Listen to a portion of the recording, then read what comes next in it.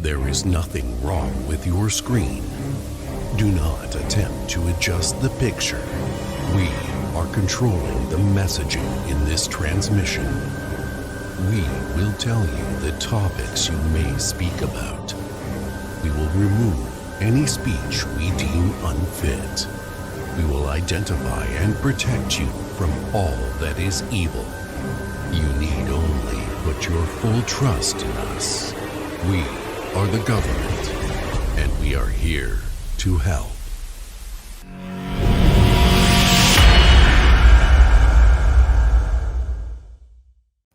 All right, here we are again, another Wednesday night. Thank you, everyone, for dialing in. I want to say, before we get started, I just want to say thank you to all the followers and subscribers. We just this weekend, on our nation's birthday, we went ahead and hit our 1,000 subscriber mark on YouTube, which is, for those who know YouTube channels, a milestone.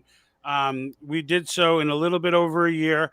But when it was 13 months, I believe it was. But you factor in that we got banned for twice on YouTube, so we missed out on 2 weeks each pop. So that's a month right there. Not to mention the getting started mojo, and the first 3 months or so we were putting out like one video a week, and we didn't really get the whole game. So we're definitely super stoked to have crossed that 1,000 milestone. In what, Jack, I looked it up. It's fairly quickly how we did it. So when you consider we're a political channel, even non-political channels and gaming channels and things like that, where the kids just jump on like crazy, even those channels, Google, when all channels are combined, estimate about 22 months to hit 1,000 subscribers. So Wow. Doing it in 12 or 13, I didn't know that either. But of course I was curious. So I jumped on that. I jumped on that as quickly as I could. But it looks like, let me see this here. All right. So I know it says US. Yep, Jacqueline, it's all about the U.S. as far as I'm concerned. Well, that being said, though, I just want to say thank you again to everybody, on behalf of both of us. It was great that we're able to do that, and it makes the nation's birthday that much more memorable to me now, going forward, right? What do you think, Jack? Oh, yeah. I mean, between the fact that we started the podcast on my birthday and we hit 1,000 subscribers on 4th of July. I mean, we got to do something for your birthday and so forth. Yeah, Hey, exactly. So tonight's topic is one that's very interesting to me, in talking about TikTok. And, I've been watching that for quite some time, and it's always been a concern to me. I don't know if you intend to show part of you put together a really nice video. I was very impressed by it. I don't know if you intend to show it tonight or not. I do. I'm gonna throw it up in a little bit. Okay. I put up like a collage video that's kind of designed for sharing, just to kind of point out some of the things about TikTok. For those of you who don't know what the controversy is around TikTok, 2 years ago, Donald Trump was about to ban TikTok. And then the elections happened, and then that kind of went to bed. But there was like a hard deadline of at first it was September 15th, and Microsoft was going to step in and purchase the U.S. division of ByteDance. But then there were issues there, but they were giving him an extension to work it out. And then the election happened, and it all died. And basically the reason he was going to do that, and now recently, by the way, the FCC commissioner has come out and said the same thing. And basically what they're saying is that TikTok's data, all of the data mining that gets done by TikTok, unlike the Facebooks of the world, which it's creepy enough that we all know, the Facebooks of the world and the YouTubes of the world are mining data for advertising purposes and whatnot. And we're like hopeful that they're not going to do anything dirty with it. But in this case, it's the CCP who's mining the data. And previously, after Trump was out of office, ByteDance, which is a Chinese company which is 100% beholden to the CCP, is now we're since making the claim, well, all of our servers are in the U.S. And this just baffles me that was acceptable.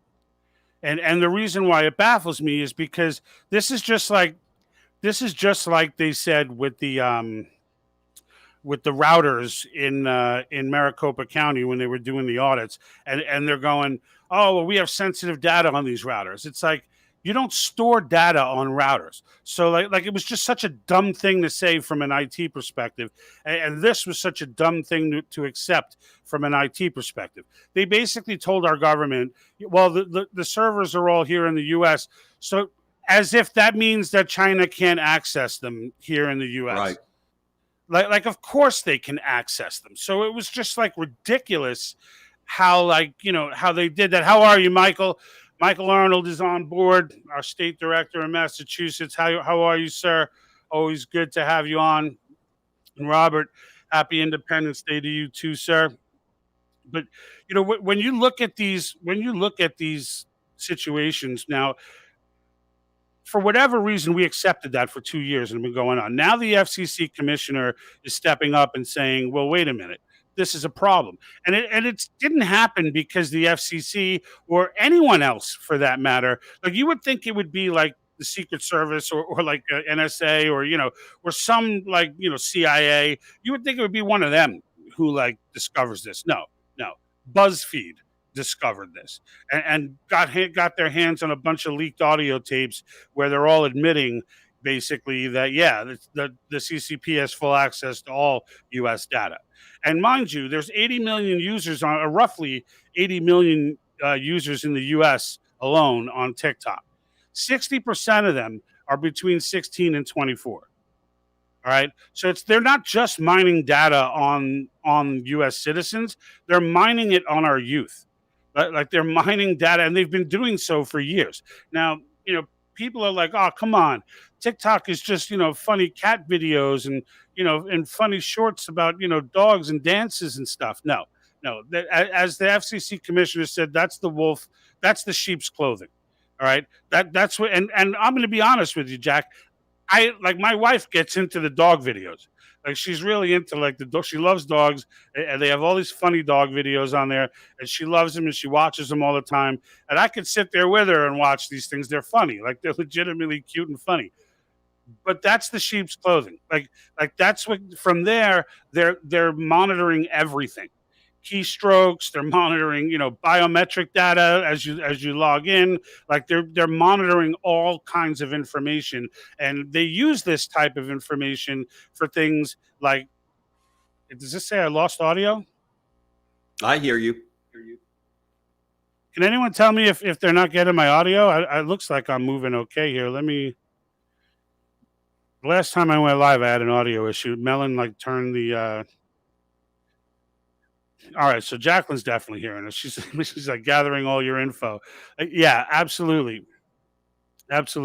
So, and the thing is, they're mining all this data, and the FCC is now figuring it out. And it's like, how are you just figuring it out now? Like, why did BuzzFeed need to be the one to tell you? Like, how did you Trump had already been on the verge of ban. The alarm bell was already sounded, and it's like they stopped it. And then continued to let them mine data. And it's like, you just can't you can't make that up. You just can't even make this stuff up. So now they've been doing this for years. He made a plea to Google and Apple to have them stop putting it in the Play Store and in the Apple Store, which it could still be sideloaded, but like in the end, it's a first step, right? Like it's a first. It should just be banned outright. And the fact is, when we got this Duterte in office, there's no way he's taking action on this and banning this. There's no way. Yeah, well, he has way too many ties to China, and I mean, he supports, the type of agenda, the progressive agenda that China would love to continue to drive. Especially when dealing with our youth, because really what it does is it undermines our culture. And that's what they're doing. They're turning our culture upside down, and it's the long game. and the progressives in our government are allowing that to occur because I guess for whatever reason they feel that that's in their best interest, you know. And so it's very concerning to me. It has been for years. Ever since Trump said something about it. I didn't even realize at the time that ByteDance was the owner and that they were a Chinese-owned like anytime there's a Chinese-owned company, people have to understand this is not like a US company or just a company abroad. If it's a Chinese-owned company in China, they're 100% or anything that they own is subject to immediate turnover to the CCP. So any applicant, there is no Bill of Rights. There's none of that. It's all of it is subject to the CCP. So it doesn't matter what, anything that they gather. So when you're talking about, we get mad at applications here in the US for collecting data for which they generally use for advertising.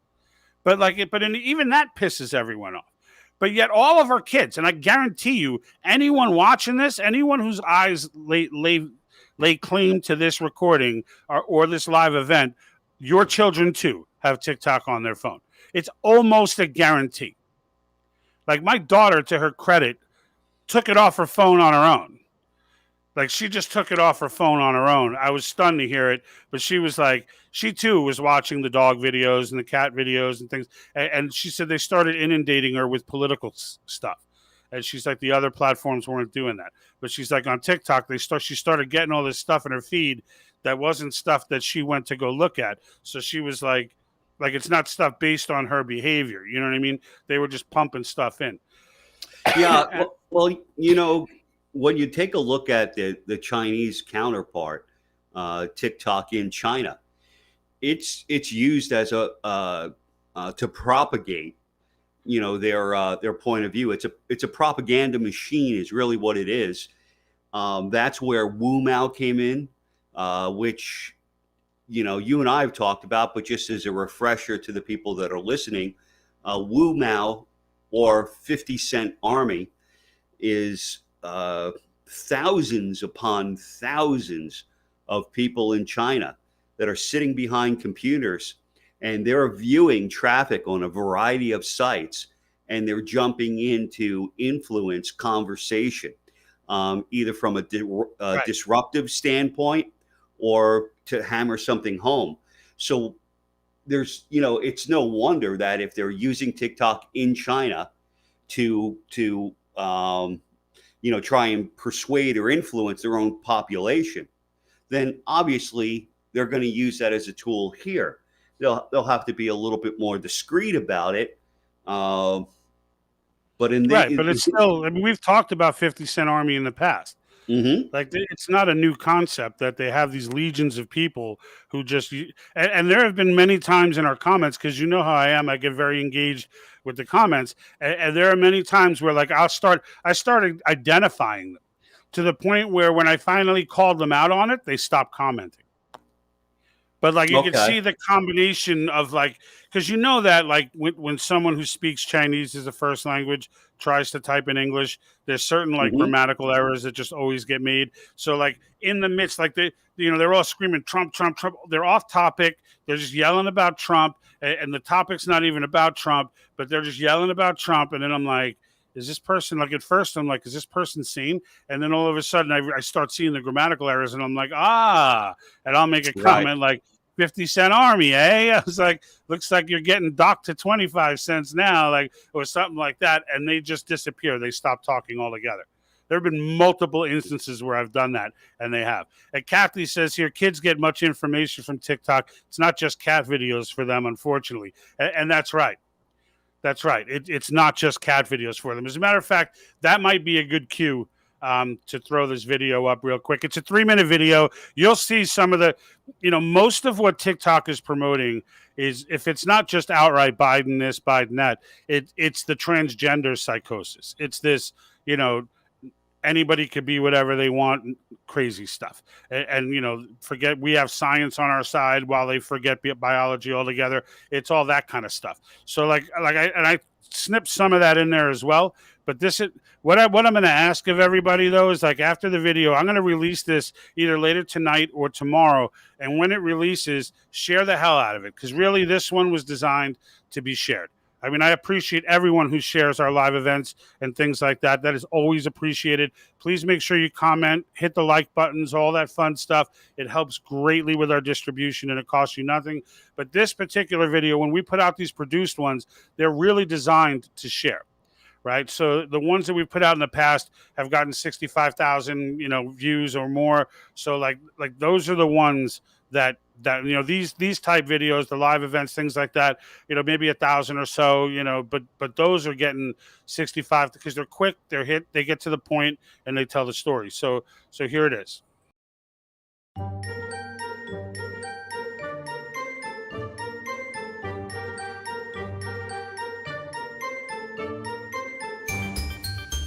We're looking at TikTok. We may be banning TikTok.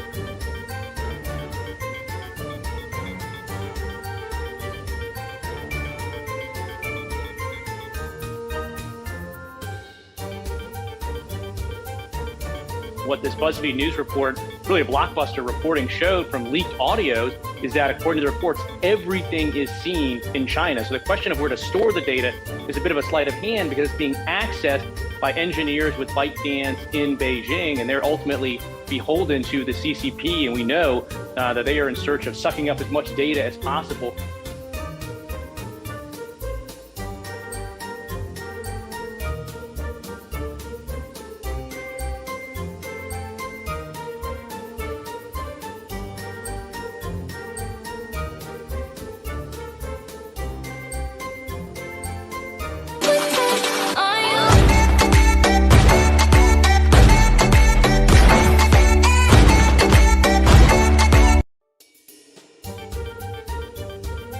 If woman sees me as woman, yes. If woman sees me as non-binary, yes. If woman sees me as man, no. If man sees me as man, yes. If man sees me as non-binary, fine. If man sees me as woman, no. If non-binary see me at all, yes. Pronoun trouble. Hi, my name is Harvey Quinn, and this is my new song called Biden Boy. Baby, I'm a Biden boy. I'm a Biden boy. Democrats are number one, so we're gonna take your guns. Get your fucking ass up and be trans. It seems like nobody wants to be trans these days. That's so true. You gotta surround yourself with people who are trans. Baby, I'm a Biden boy, just trying to make it, and you better get that. I know the medical facts. You better wear that mask, or I'm gonna kick your ass.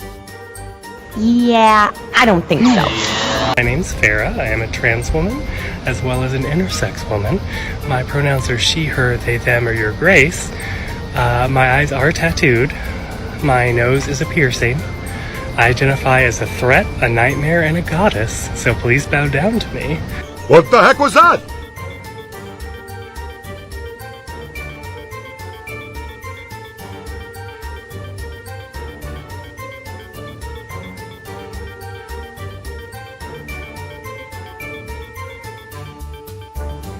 You can act like a man!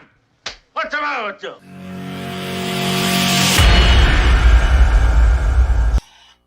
So there it was. It was. I had a little bit of fun with that second half of it. It was and a lot of that came from, by the way, Libs of TikTok. I want to give them credit for scooping up those. Like Libs of TikTok, if you guys are not familiar with them, they tend to go and find like leftists, just these Marxist psychos, just out there putting these people put these videos out as if like, but they put them out in their own social circles so they get all this love and stuff. But like Libs of TikTok basically takes that stuff and puts it in front of everybody else. And then when the rest of the world sees it, it's like, what the hell?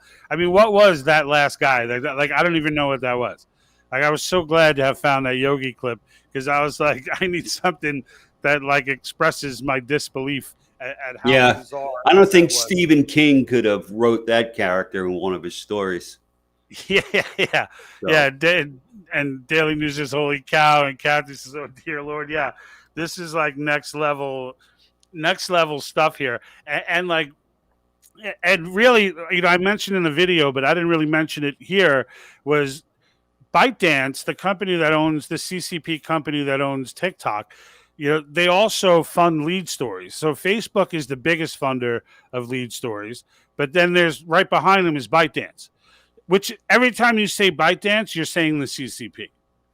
So like ByteDance isn't allowed to invest in something that the CCP doesn't want to be invested in. And you can bet your bottom that if it was truly about fact checking, the CCP would not be would not be getting involved. You can bet that. So when you see, if you guys post something and you see it get taken down or fact checked by lead stories, just know it's the CCP who's taking down your information, because, or a CCP funded company. All right. So again, they make the majority of money from Facebook, but they also get a significant sum of money from ByteDance, who jumped on board a few years ago. So, this is what we're up against, right? This is what we're up against. So like, and in the end, you know what? Like, Jack, when I see that stuff, it puts me in a mindset that's like, because I don't want to ban anything, right? Normally I'm like, you know what? I don't care how crazy it is. The stuff, the side of there's a part of me that wants to ban it for the propaganda portion of it, but then like free speech kicks in, and I'm like, you're allowed to do that. You're just allowed to. But where it's bannable is the data mining. Like, we cannot have the CCP data mining our kids. Like, they are literally our biggest enemy in the world. There's no one close. Like, there's no one close. Yeah. So, I mean, I don't make the connection, personally, to First Amendment speech, because I do. Well, the reason I don't is because in the background, what's occurring is the data mining and the manipulation. And so if you have something that's that devious, then it has nothing to do with free speech any longer. No, right. No, but that's what I'm saying. Like just the act alone of the propaganda, like I could live with under the concept of free speech. Where it needs to get banned, and look, I just made the video saying ban it now, right? Like the reason for that just is, I'm just saying, it's not these people reinforcing these, hey kids, be whatever gender you want craziness, and creating gender dysphoria in our children. Like that stuff is actually perfectly legal, right? Where it gets illegal is the data mining, like you said. Like one, that's where you're on. Like, if Facebook started promoting, and they do, right? They do, like Facebook, and they don't ban any of that kind of stuff off their platforms. It's only conservative speech that gets banned off these, not just Facebook, all of them. Like, they all, it's the only stuff that ever gets banned is a conservative saying, "Hey, I got a question," and then it's like, zzz. But like, but in the end, they don't ban them for that. But their data mining may be visible to the U.S. government, which is still illegal, but much harder to prove than ByteDance, who obviously is making their information accessible to the CCP, which is of grave national, not just, it could be a national security issue.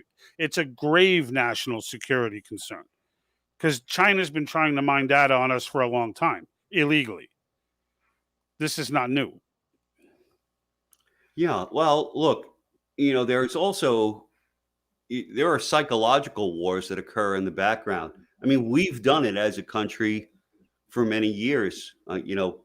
Take Latin America, and we'll throw out a ton of propaganda to try and overthrow one leader and replace them with someone that'll be a little bit more U.S. friendly. I'm not going to comment on right, wrong, or indifferent. What I will say is that we know, because we've taken actions like that ourselves. So we know that it can and does occur. Essentially, what China is doing is they're fighting a psychological war with us, and they're using propaganda tools to infiltrate our society and create disruption. That's what they're doing. That's a psychological warfare.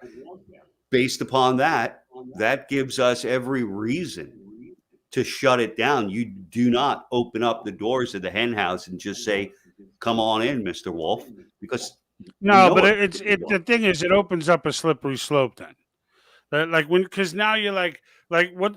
So in other words, you get one of these kids, right? Like you got that dude on there who she's like, if woman sees me as this, then yes. If man says this, no. Like you get that dude, she believes this stuff. right? Like the CCP is not making her, come on the platform and say this stuff. So now where do you stop it then? You know what I mean? Like what if someone just has really ridiculous ideas? Like do we then accuse them too of being, it's like the brainwashed, you have to let them speak. There's not, I mean, like you let them speak and then they just end up in a video I produce and everyone gets to laugh at them for a while. You know what I Right. mean? Like those are the people that you got to beat up with more speech. You can't, like if we get into, oh well, this is your opinion is a part of the CCP's plan for like it is. I agree with you. It's just how do you draw the line on that? Like You how do know, you, how do you draw the line on a really stupid idea and it actually being active active measures by the CCP? You know what I'm saying? yeah, no, I do, and that's a valid point. You're right. You can't really go after that in the way that I was thinking, because yeah, someone put in there it's a catch 22, and yeah, it is a catch 22. Pardon me. I think if we are going to ban it, then we need to understand what they're doing in terms of data mining and how we can put it in the proper box to say, hey, this is, not permissible. We need to shut it down. So have you read or learned of anything that puts it in that box to say, here's what they're doing with this information or data mining? No. So when you listen to the FCC accusations and you read into some of the stuff that was going on with Trump, it's all pretty much the same thing. So the CCP has been guilty, all right, of business espionage, right? How many trade secrets have the CCP stolen? They're Mhm. constantly there's a constant battle going on actively right now as we speak and for years to keep data away from the CCP, who have infiltrated us on so many fronts that it's crazy. From buying real estate to our media to everything. Our universities. I mean, Harvard is putting out one.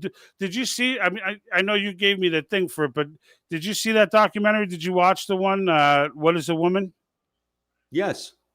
Yeah. So Yeah. you look at those professors, right? And if anyone didn't see this, it's on the Daily Wire. I absolutely recommend you watch the documentary "What Is a Woman." I almost want to make a page on our website, Jack, of just documentaries that you won't hear about that you should be watching because they're legit and they make good points. Because I've got like 4 of them just off the top of my head. But in this documentary, the one thing that you notice, all of these quote unquote professors or pediatricians or all of these people that our universities have cranked out, you know, they were in a class of 20, 30, 40 people, all of whom learned the same garbage that they walked out with. And one thing that they all say that sticks with me, right? Because I always pick out the weird thing and, and then needle focus on that. The one thing that I focused on was how many times they said that's your truth, because that really got to the key. Like he would say, like when he was talking to the gender studies professor, and he keeps trying to. And it's hilarious because he's just trying to get an answer to the question, "What is a woman?" And nobody can answer this question. And no matter how they always want to hear him answer it. Why? Because they want to hear, and he won't do it. And that's what I loved about the way he handled it, was like he wouldn't answer it for them, because that's what they were looking for. They were trying to get him to say, I believe a man is defined by his genitalia and whatnot, by biology. And as soon as he says that, transphobic, you're a transphobe, and then they basically get up and walk out of the interview. But he would never say it, and he sat there and just kept forcing them to fight with this dilemma of like, well, what is a woman? And they literally could not answer it. And each time anything, like even with that one professor, he says, well, I'm just looking for reality. Like, I just want to start this off with what the truth is. And the professor would not even acknowledge that there was a such thing as the truth. And that's what jumped out at me, that he would not even acknowledge the fact that there is such a thing as the truth. And the only thing he could do, because, and this tells you he's programmed, right? Because he can't think. Like, he can't think and this is why the documentary is so powerful, because it all comes down to that one core question, right? But nobody could answer it. No professor, psychiatrist, pediatricians, nobody, people, women at the Women's March, like nobody could answer the simple question, what is a woman? Because it's everything that they've learned is based on the fact that there is no truth. That there is no truth, that it's your truth. That's your truth. From, I choose, my truth is that you can pick your gender or whatever. Your truth is that, and even the one lady he stopped on the street, he was like, he says to her, what did he say? So like, if I choose to say you don't exist right now, like, we could both understand that you really do exist. And she wouldn't even, this is just somebody on the street, but she wouldn't even see that. She was like, well, if you say I don't exist, then I don't exist in your truth. He's like, but you're standing right here. He's like, you're right in front of me. Like, you do exist. And she was like, well, maybe I don't. He's like, well, we are talking. And she's like, are we? Like, it was like crazy listening to the exchange, because they believe that.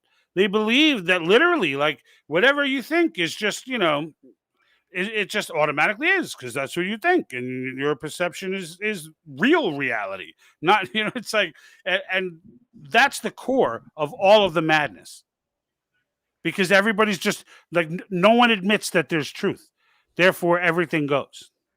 And now I can think whatever I want and defend it however I want, because that's my truth. And I can continue to be a dootaroo and believe in all this crazy stuff. And if I don't, then it's transphobic. You see what I'm saying? Like, it all comes down to that, what's true. And from the pediatrician to the psychiatrist to the university professor, nobody would acknowledge that there is a such thing as truth. That the only person who did it was the one psychiatrist who, like, has never fallen for all this garbage and is just sitting there going, "Oh, these people are idiots." And yes, if you have male genitalia and you think you're a woman, you're still a man. You're just a man who thinks he's a woman, but you're still a man. It's like, if you're a man and you're gay, you're still a man. You're just a gay man, but you're still a man. Like, that's not in dispute. But they have found a way by eliminating the concept of truth. They have found a way to put even that in dispute. And then if you don't like it, if you say something against it, you're a homophobe, you're a transphobe, you're whatever. And then I could go on all day about their use of the term phobia, because they just throw it around like, oh, anytime they get backed into a corner and something's not computing because it's not in their programming, it's like, oh, well, you're this phobic, you're that phobic, you're this. You keep using the word. I don't think it means what you think it means. He said, you keep using that word. I don't think it means what you think it means. and that's truth.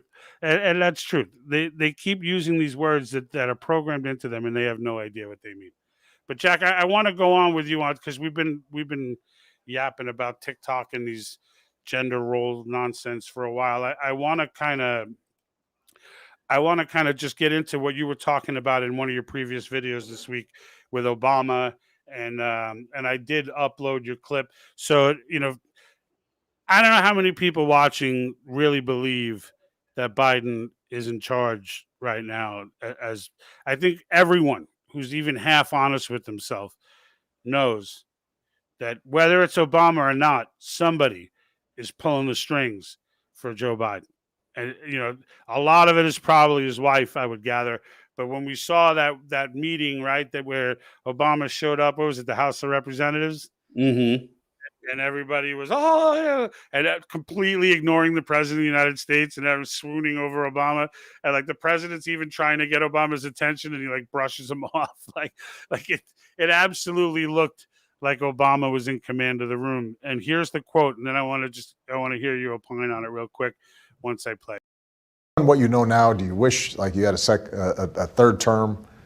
And I used to say, you know what, if I could make an arrangement where I had a stand-in, a front man or front woman, and they had an earpiece in, and I was just in my basement in my sweats looking through the stuff, and then I could sort of deliver the lines, but somebody else was doing all the talking and ceremony. Wow. I'd be fine with that.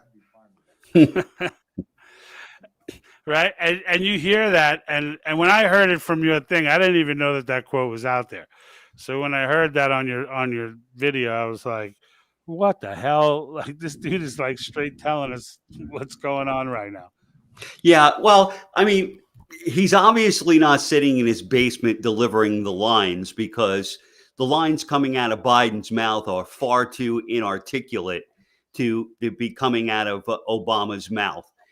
But I have no doubt that he has a lot of influence in the White House as well as others. I was watching Biden today, and he was talking about a program that they're going to commit $600 billion to. The U.S. is in for $200 billion, and it's the G7 getting together and helping out impoverished nations. And while I won't go into all the details of that, the reason I bring it up is he sounded to me almost as if he had had a mild stroke. And I was watching his lips very carefully and the words that were coming out of his mouth. And it's almost as if his mouth couldn't form the words on the teleprompter because he'd had some form of a mild stroke. But there's no doubt he's impaired, and that he is not alone in his decision making. And he's following direction.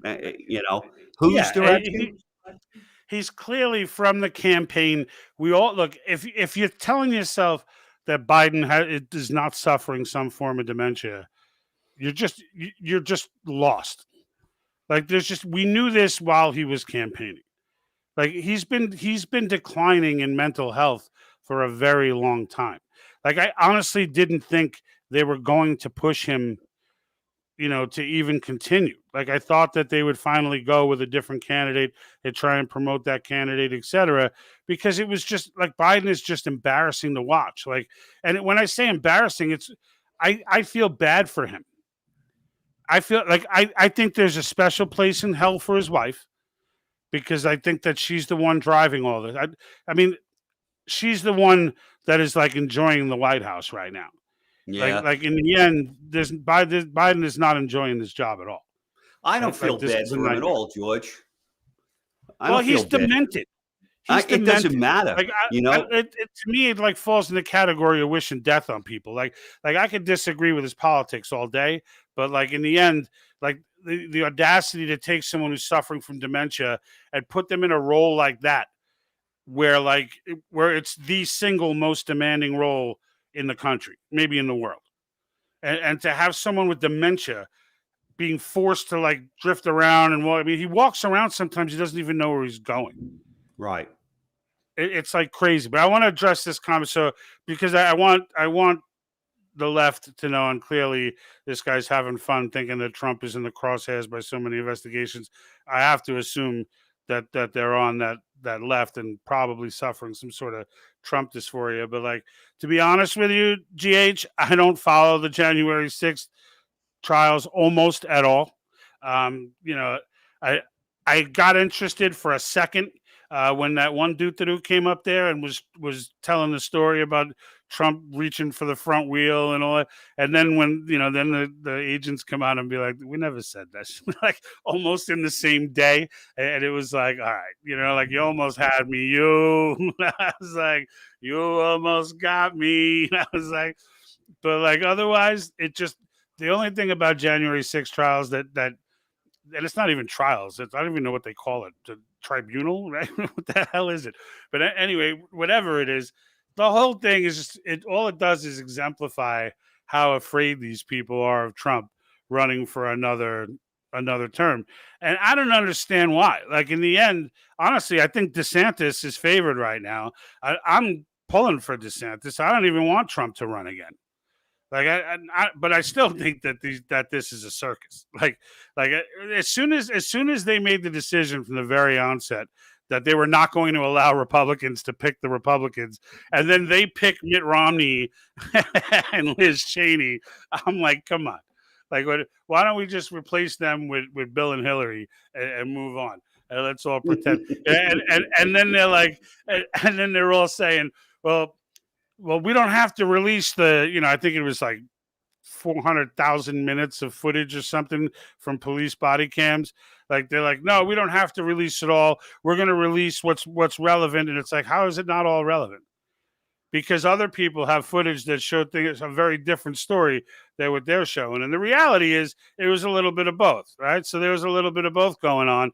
But it seemed to me like the mass crowd shots, like all the shots of 100,000, 200. I mean, there's one shot that has a vanishing point that goes down that they'll never show you on the media because it's clearly there are at least 1 million people in this photo. And the fact of the matter is they're only going to show you certain photos and this and that. And knowing that the other footage exists, like having seen it and like having seen footage of the Capitol Police saying, come on in. You know what I mean? It's like, well, he's right there. They were talking, and then he said, "Come on in." And then everybody who walked in had the FBI show up at their house with tanks and freaking bazookas, right? Did you see the scene for that one guy? It was him and his daughter were at home, and they freaking showed up with a battering ram, a SWAT team. They're throwing flashbangs through his 12-year-old daughter is thrown down in handcuffs. It's just him and his daughter. Like you would think that this was like a drug cartel that they were coming after. But it was like some crazy Gestapo tactics trying to send the message, you don't ever show up at a protest like that again. Like that's basically, and it wasn't just that guy. They did this to everybody that they came and got. They didn't just go arrest them. They showed up and made a scene so that everybody around knows if there's another protest like this, you better not be showing up to that thing because this could be you. And that's basically what they're saying. And Kathy Burns here says DeSantis 100%. Yeah. Trump's, as far as I mean, look, I respect what Trump offered, right? Like what he did, his 4 years. I don't think anybody else could have triggered these people the way he did in 4 years. Like we probably wouldn't be talking about the Great Reset right now. There may even not have been a coronavirus if if they did launch it, right? We know it came from the lab. We don't know if they launched it or not, but if they did, they wouldn't have done that if Hillary was in office. They'd have just continued slowly to keep going, and all of a sudden the panic buttons would hit everywhere. And I feel like that's his greatest contribution. Now you hand it over to DeSantis and let him, right? My audio working? You went silent on me there, Jack. I thought it is. No, it is. We're having a hell of a storm here. I got an alert: severe thunderstorm warnings. And the rain's beating against my window, so I wouldn't be surprised if I don't hear it. Well, I can hear it loud and clear. Impressive. Yeah. Good job on your microphone. Yeah. Well, I could lose power, so we'll have to see what happens. Yeah. So Kathy says, I've listened to that guy being interviewed. Unbelievable. This is from Facebook. The other comment was from Twitch. So we're bringing you all together here, folks.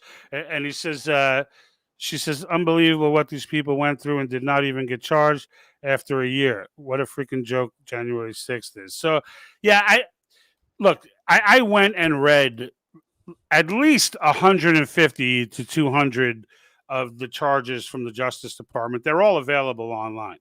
And because they kept using this insurrectionist, it was an insurrection.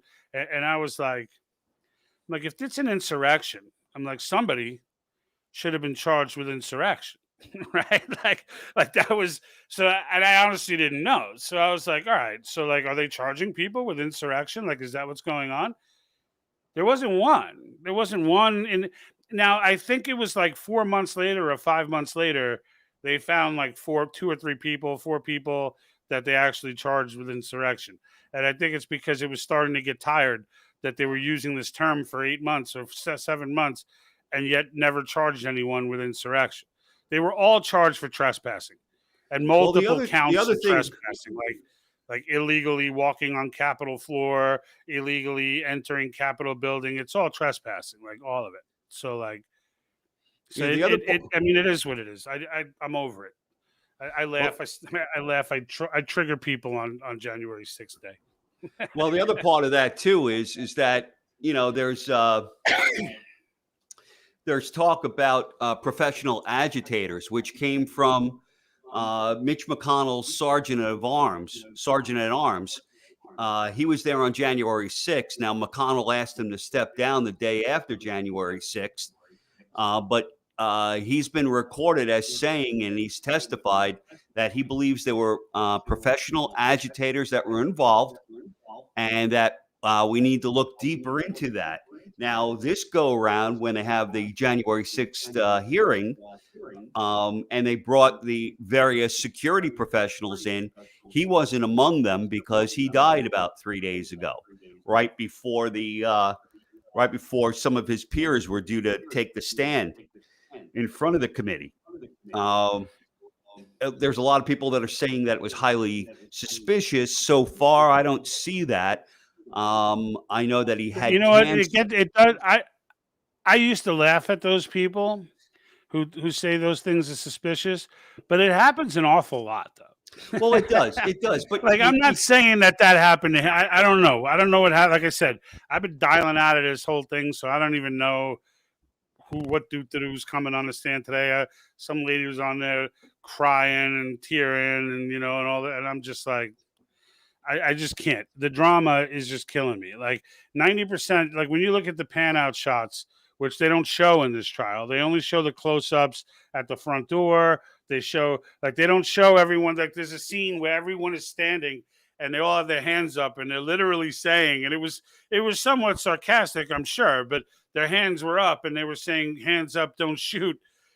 And then the Capitol Police weren't even near them. So it's not even like they were like face to face. The Capitol Police were like elevated above, on a terrace or whatever.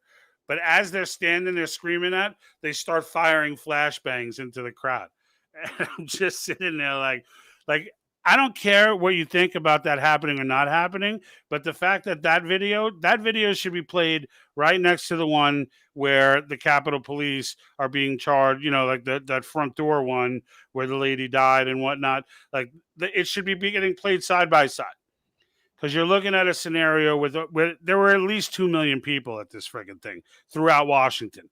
Like, not in front of the Capitol, but when you see the right panoramic shots, and there are a lot of them out there, they're not easy to find because they get scrubbed, but I've seen most of them, and they have these like vanishing point shots of people. Like, you're talking about so many people that, like, if you're showing a few thousand, like, because there were some people, look, you got that many people in one spot, you're going to get a bunch of dootadoos in there too.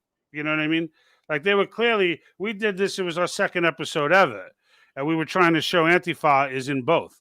That Antifa was at the Black Lives Matter riots, setting the fires and stuff before the actual protesters came through, and they were also at the January 6th riot, and they'll be at every single, like, any planned protest of any size is going to have people from, that was the case we were making. It wasn't so much, oh, look, this is what happened at January 6th. It was like, this is what's happening everywhere. Like, Antifa is, when you see the footage, you always see young white kids, usually tatted all up, usually with colored hair, trying to pretend they're transgender, and with their black hoods and their black gear and their shields, and sometimes they have shields, sometimes they have batons, but they're always setting something on. And Black Lives Matter, they're always setting things on fire. Right. That's why we had that moment where the news reporter and all the conservative reporters, all the conservative commentators were bashing on this guy. And I was saying he's probably telling the truth when he was like, well, it looks like a mostly peaceful protest, although fires have been started. And you know what? To his perspective, he was probably telling the truth. You look behind him, no one was running around and setting fires. They weren't breaking into stores behind them. People were just walking, saying what they had to say, whatever. But then you look at an hour or two before the footage. That's where you got the white kid in front of the pizzeria trying to set it on fire, and the black dude comes across the street and it's like, "Get the hell out of here, not in my neighborhood." The other one where they're smashing the window, and then white, black, and everything else all locked arms to keep them outside. All those people, the lady who was yelling at him, she was the black lady who was screaming at them all because she's a military vet, and she's like, she lives in that neighborhood, and she tells them, "Let me tell you something. None of you look like me." She's like, right? And like that's what really went on there. That's what really goes on in these riots. Antifa shows up, they smash things, just like the scene of him trying to break the glass in the Capitol window, and then the dude with the flag comes over and tackles him, and everyone starts cheering because they knew they were there too. So my take on it is just it's too confusing. There's too much crap. You got Antifa running around. You got some real doo-doos running around. And then you got people praying. You got people just hanging out, singing the national anthem. You got people, you got innocent people getting hit with flashbangs. You got people walking into, like, there's so much going on there. But none of it was insurrection. Like, none of it was insurrection. And so when they start to this witch hunt, we all know what it's about. It's about preventing Trump from running for another term. And they better be careful what they wish for, because they're going to get DeSantis, and he's going to be 10 times more effective than Trump. And it looks like I just lost Jack. So he mentioned he had this issue with the weather, and he does lose his power from time to time. So, and GH says, haha, these guys would actually argue that the U.S. attacked Pearl Harbor as a false flag operation. Where did you get that from? Where did you get that from? All right. So, but I gave you your highlight anyway, right? So we're giving everybody their due. And we got Kathy here. No guns, no insurrection. Yeah, the insurrection thing, that's a narrative. It's like the big lie. And whenever they come up with a tag phrase, that's where you got to be skeptical, because that's where it's no longer organic. It starts to become, we're pumping this in, and then people repeat it and they repeat it, and you hear it enough and you repeat it and you repeat it. But I don't want to spend all day on January 6th, because it's really a nothing burger to me. And I'm sure there's plenty of stuff out there, plenty of people out there yapping away about, on both sides about January 6th. It just, to me, is a meaningless event. And I mean, it's historical. You remember that it happened, but beyond that, what they're doing to these people to charge someone with trespassing, and keep them in jail for 6 months, 8 months, 9 months, without attorneys and without all these, all that. That's crazy. Like, if you actually did charge him with trespassing and you're keeping him in the brig like that, I mean, it essentially is a brig, then that's kind of disturbing. So we did something on it. What was it? Cash Kelly. I think that they were dealing with. But I wanted to just get into some updates with COS. So we've been waiting for Pennsylvania to take up the issue. It should have came up. We thought it was coming up last week. It didn't come up last week. It got pushed, and then we thought it was coming up again, and it got pushed. So I am going to be staying all over this. If you don't know, I've been pushing for Pennsylvania. Getting done in Pennsylvania is a really big deal, right? We get COS. Pennsylvania becomes state number 20, and now we got serious momentum. And then right on their heels, we'll be looking at Ohio, potentially New Jersey. So there's fire right now brewing for convention of states. And if you're not following now, I would definitely click that subscribe or follow button, because we're going to be talking about it, the second it happens. So, I spent probably 2 hours last week sitting down watching the Pennsylvania Senate and not hearing what I was hoping to hear. So we don't know exactly when it's up to them when it comes up on the calendar, but we're getting word that it might be on this one, it might be on the next one. So we're just like, I'm going to be all over it. If you're not following now, like and follow the page, because you'll get the alerts. If it's YouTube, click the bell so you get the alerts when we go live, because that's not going to be like a Wednesday schedule type of deal. That's going to be whenever the heck they hear it. We're going to be going live and talking about it. So if you're not familiar with some of the live issues we've been dealing with, by the way, so if you do see an event get created, understand that there's a very good chance that the stream will be on a separate link. And the reason for that is it has to be like the last 6 in a row where it was scheduled, and right before we went live, the Facebook link keeps breaking. And therefore, we have to kill all the links in order to add Facebook in to the multi-stream, and it becomes a nightmare. So I'm going to pop off, from time to time, if it's a big enough deal, I'm going to pop off the event notification. But just know that when the time comes, like, you can click it to get the alert and whatever. But once the time comes, it's probably going to, you may see it tick down, like going live in 3, 2, 1, and then nothing happens. And then poof, another live stream comes up on the channel. So just be aware that that's going to happen to us from time to time. And it's not us, unfortunately, it's not us. So it's not something I can fix. It's something I have to let Facebook and Melon software work out. So, but that being said, Ohio is also on the docket. So, if you're in one of those 2 states, and I know we do have quite a few followers in Pennsylvania, in Ohio, we got quite a few in New Jersey. If you're in one of those states, definitely make it a point to call your state legislator like now. Like you can look them up in Ballotpedia fairly simply. If you haven't signed the petition, sign the petition, because Convention of States Action will send a letter on your behalf to get that going. And for those who don't know what Convention of States is, or you're confused as to what it is, I'll give you a quick summary. It is the solution. It's how the people of the United States begin to play offense.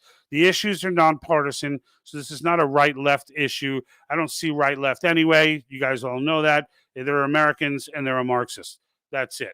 So if you're a Democrat of the traditional sense and not one of these psycho-Marxists, you're American. You're in that camp. Okay, you're in that camp. So, and if you're one of those people who hates the country and is inundated with, race and all that, and you think that we're just so racially unjust, and then you're in the Marxist camp. Like that's, you may not even realize it, but you're in the Marxist camp if that's the case. So, and that's where we fall. And the fact is, among Democrat voters, the Convention of States issues, which are term limits and term limits, government overreach, and fiscal restraints. What the plan is to amend the Constitution. Okay. So Article 5 of our Constitution gives 2 methods of being able to add amendments to the Constitution. One of them is the traditional method that we all know, that's been done 27 times.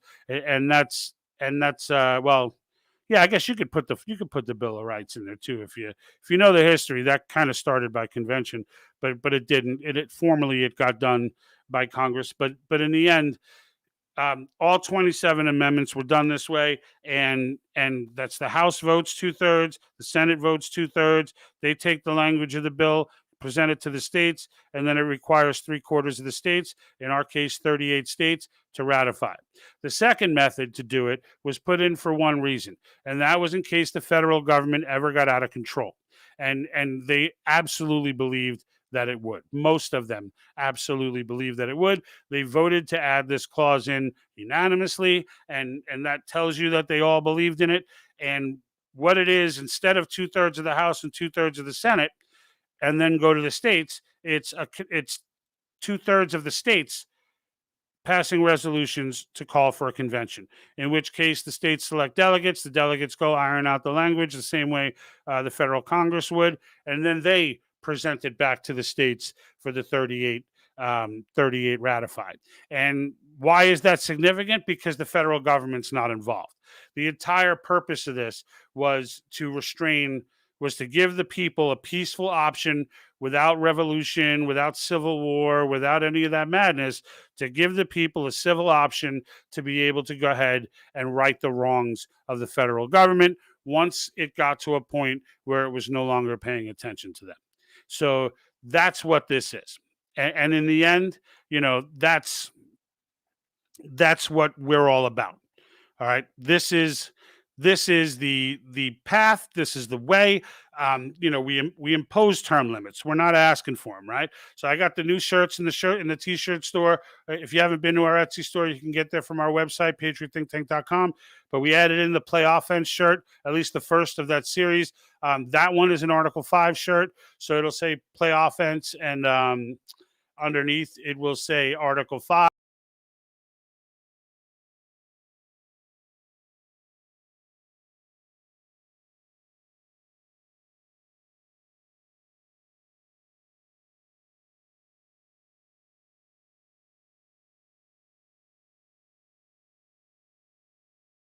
In the t-shirt store, so go check it out. But to get back on COS, so the reason this is the path, all right, is because term limits, fiscal restraints, and government overreach are things that we can all agree on.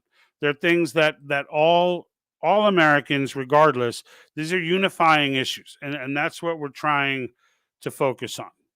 All right, we're trying to focus on unifying issues. So in the end, nobody disagrees with term limits. We all look at the federal Congress and realize that they need term limits. That this career politician thing, never how it was designed to be. It's never supposed to be this way. It's always supposed to be going in, doing your service, and going back to civilian life. Not making your entire career in Washington, right? But they lost view of that. It used to be that way when the founders were still available, and even long after, that's how it operated. The state legislatures still operate that way, but the federal government has lost its way. It's lost its way, and it needs to be dealt with. And so this is how we will do it. And then fiscal restraints. Who disagrees that the government? Who disagrees that $30+ trillion in debt and climbing, like 30+ trillion? Inflation where it is, and we're still spending trillion. We're still passing billion-dollar, trillion-dollar bills. Like, we're insane, right? We're insane. So how about a balanced budget amendment to the Constitution, right? Because it's not about changing the Constitution. It's about clarifying a few points that the court made very mucky over the years, right? Like one of which is the Commerce Clause. Right. So this ability to, every time some issue comes up with tax, that taxes are being used as a weapon against the people of the United States, the Supreme Court has historically always said, well, Congress has a very wide open ability to tax. All right. Well, you know what? When we put in an amendment that repeals the 16th and eliminates the income tax, that no longer is up for debate. And frankly, the courts had forever said that was non-constitutional, which is why the progressives had to add that in through an amendment. So if they can do it, so can we, because that changed the course of the country forever. It began the wealth sharing process. It began the welfare, the whole, well, I can punish you or I can promote you based on my ability to tax. That's exactly what the purpose of income tax is. It's to be able to control your behavior. And if you don't follow and you don't do what we're telling you to do, then we punish you. We punish you with these taxes. Now, if you're a good boy and you do what the state wants you to, well, then we'll reward you. And then you got companies like GE and all these others who pay no taxes, okay, because they're good little boys. They're doing everything the government's telling them to do. That is not the way a free society works. It is not. Tariffs, consumables, taxes, all perfectly legitimate. Income? No. Because why? What's the difference? The difference is when you move it from income to consumables, the politicians don't have any ammunition anymore. No company is going to fund these campaigns for favors because Congress won't be able to give them any. All right. That we all agree on the unholy relationship between corporations and politicians. Even the most devout Marxist believes in that unholy relationship. This ends that, or at least puts a heavy dent in it. I don't want to say it ends it, puts a heavy dent in it, right? And then government overreach, right? Do you really need OSHA? I mean, my life's been turned upside down since the vax mandate, and I can tell you I'm not alone. So, do we really not want to address that? So, yeah, okay, the Supreme Court this time addressed it. But in the end, how many people lost their jobs before that got addressed? How many people got a vaccine that they didn't want to take to save their job because they needed the insurance for their children and decided whatever health risk there may be, I'm going to do it anyway because it's about my children now, right? How much of that went on before the Supreme Court even got to it? And what happens when the Supreme Court is not constructionist? What happens when the Supreme Court is full of people who think it's a living document and feel free to interpret it however they wish and just start writing all over the Constitution, based on their own personal beliefs? Right? That OSHA could easily have had that power. It's all a matter of whether a judge thinks he does or he doesn't. But they shouldn't have any of that power. They shouldn't even exist at a federal level. All right, and these are the types of things that we put through and make very abundantly clear, so there's no ambiguity. You write it in incredibly simple terms. It's like the Second Amendment, right? The right to bear arms shall not be infringed. There's really no way. This is why no matter how many shootings there are, it's never going away unless they can rally enough people to amend the Constitution and make it go away. Good luck with that. Good luck with that. Good luck getting 5 states to sign resolutions to call a convention on that topic. Good luck with that. The reality of the matter is that's not relevant, right? And in Pennsylvania, for those that are in Pennsylvania, understand the Second Amendment is where the BS and fodder is coming in. I encourage you to go and look up. I forget now off the top of my head the head of that gun gun organization in Pennsylvania, but they wield a lot of power in Pennsylvania, and Mark Meckler went down there. They did an open floor and just dismantled this argument. And he was basically trying to make the argument that if a convention of states was called, that the Second Amendment would be gone. And it was awkward as hell to watch the argument because honestly, every single person in the room was a gun advocate. But they went in and they dismantled the argument. And so I encourage you to look that up on COS's website and check it out, because we did a video on that as well, because I was so impressed with Meckler's presentation. But yeah, so that's the wedge issue in Pennsylvania is gun rights. So they think it's going to somehow, the Publius Holders and John Birch Society people of the world have convinced these dutarus that they're going to remove the Second Amendment, which is impossible to happen. I've got an entire series on debunking Runaway Convention. I think that one has 3 episodes in it. I also have other videos prior to that debunking it, but that particular series knocks out Publius Holder, the John Birch Society, shows you why Antonin Scalia was a great supporter of the Convention of States movement. So those things are there. Those videos are already out. So I definitely encourage you to look into those and watch them. And if you're in Pennsylvania, sign that petition if you haven't done it already, and make sure that you reach out to your legislator. Call them.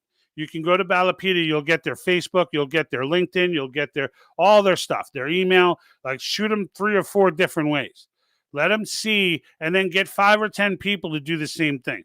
Because if they're negotiating and talking and trying to educate themselves right now before it actually gets voted on or debated, then now is the time.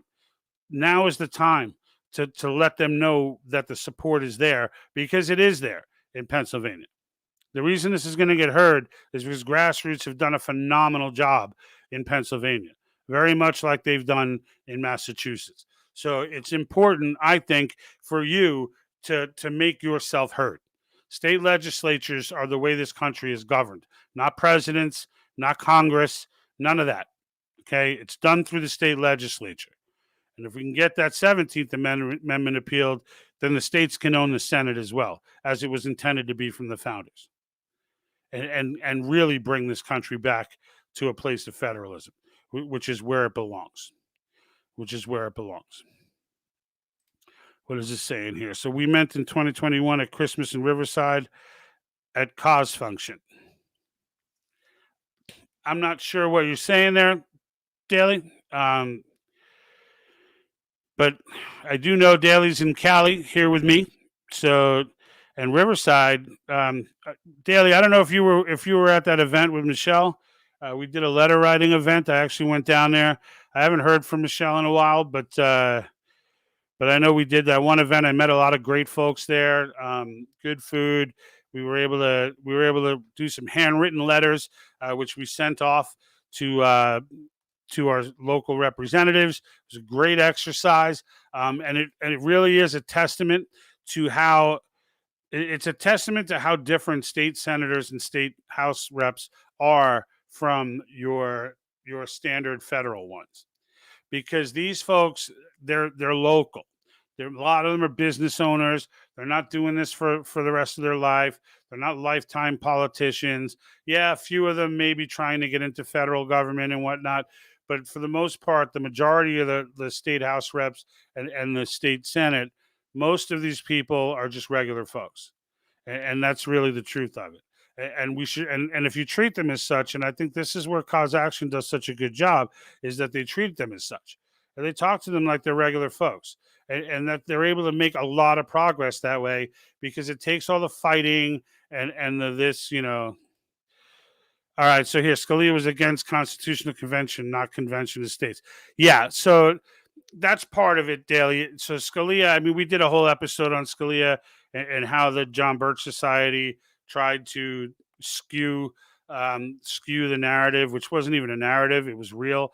He did a debate on a panel back in the 70s, and over and over again he came back on and was saying that he was in support. And he even went so far as to say, I don't even care what the issue is. I'd like to just see it get done once so that we can get all of this procedural stuff out of the way.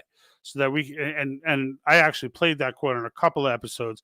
I have it with me, but it's on too long of a quote, and I don't want to make everybody sit through the whole thing.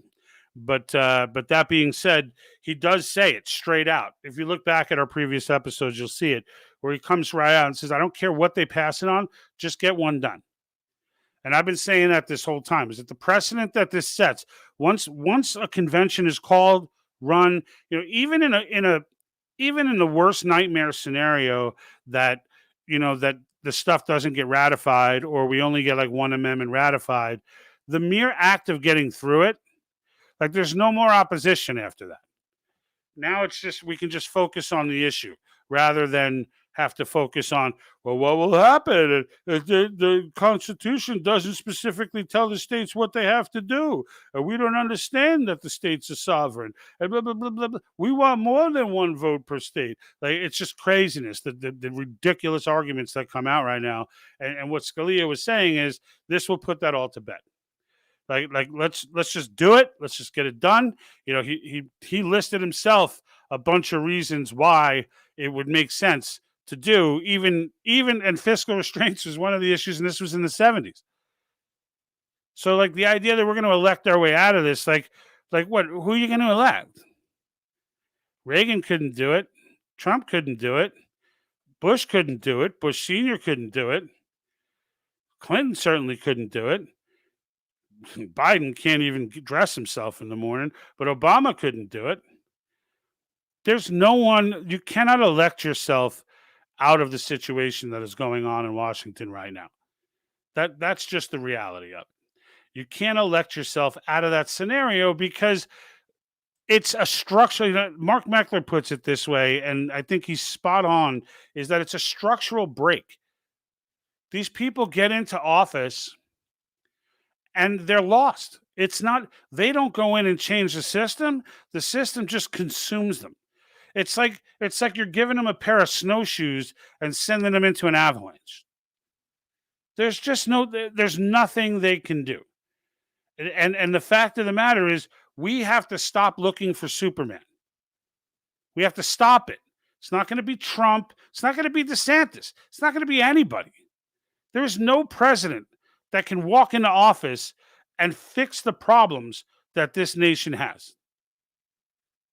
None. It's just not going to happen. So if you got a guy in your head and you're thinking, oh, yeah, if 2024 comes, we're going to fix this whole thing. No, you're not.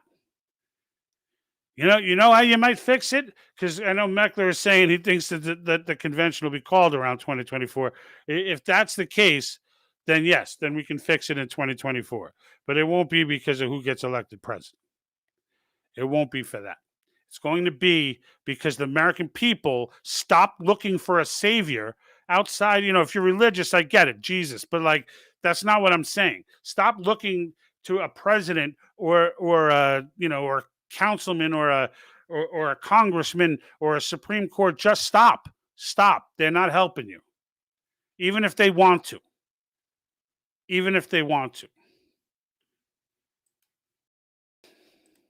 So here's one. It says, we the people must do it. And then about 90% of people in Congress have never read the Constitution, the Bill of Rights. Yeah, it's not just Congress. It's all throughout government. And you know what? I ain't going to lie. I'm going to sit here and act holier than thou. I'm about a year and a half now on convention of states. I'm not going to sit here and act like I've been screaming this since 2013 with some of the more, some of the people who have been around a lot longer than me. Okay. Because I haven't been. The reality is, I consider myself fairly well versed on the Constitution, but this Article 5 piece slipped right by me. And when I did start to hear about it, I became intrigued and then started reading up on it. And like most people who support convention of states now, I too was confronted with the Publius Holders and the American Review article and all these different, the John Birch Society, and all these people telling me about the apocalyptic story. And at first, I believed it out of a sense of caution.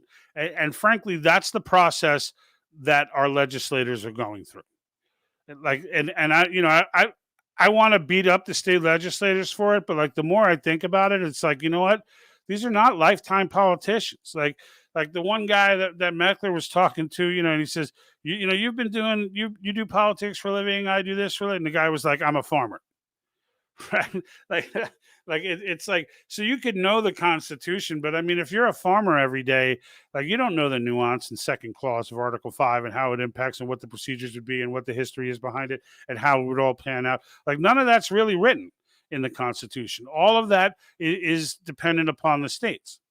So, because the states are sovereign. So they can't write that in the Constitution because the states are sovereign. They decide how many delegates they want to send. They still get one vote, but they can pick as many delegates as they want. They decide what the terms will be. They decide, how things are, what topics they're gonna pass their resolution on. Are they going to be in sync with everybody else, or are they gonna make up? They decide everything. And it's not until 34 of them are on the same page that it becomes gold. That now we can call this thing, right? And even then, right, this is not an easy process. I mean, you get 34 states to agree on the language. All right, we got almost 20. I'm confident that we will have about at least 22 before this year is out. So let's just say that plays out. So that will leave us in a position to need 12 more states just to get the convention called. All right. Once it's called, all right, now we got the procedural process, things like that. States have to select their delegates, figure out who they want to represent them, maybe some of them might want to set more rules for their delegates, etc. All that's got to work itself out. Then they go and they convene. That's going to take a few months, at least. if not a year. I mean, they're going to be at this. They're going to want to make sure they get this right, because you don't want to be bringing that back to the States and then having it shot down over some technicality. So they're going to be very careful when they get in there. And then you're going to have the Californias and New Yorks who are all going to be sending do-to-do delegates to try and blow the whole process up. And then on top of that, and they won't be able to, because there won't be enough of them. But they'll do it. They'll do it to try and keep the fear mongering going and whatnot. Expect that, and expect the media to start attacking shortly. We would probably, I think Mark Levin said after 20. I thought it'd be after 25, but like at some point, 20 and beyond, the media is finally going to realize this is still moving forward, and eventually it will be the greatest threat to Marxism that has ever existed. I mean, this will be 60 years of hard work and brainwashing thrown away right down the tubes. That's what will happen when the convention gets called. And they know this. They know this, right? And this is why Publius Holder gets up there with her 20 versions of the Constitution, one of which, of course, the boogeyman George Soros wrote, that she acts like any of them can be put up, at any convention. like the convention doesn't have to call for it. They could just throw it in there and make it happen. Because those are the scare tactics. If you're George Soros and you want to scare the crap out of the American people, you know damn well you need to go ahead. You know damn well that the people who want to scare the American people are going to use George Soros to do that. But the only way you're afraid of that is if you really don't understand how the process works.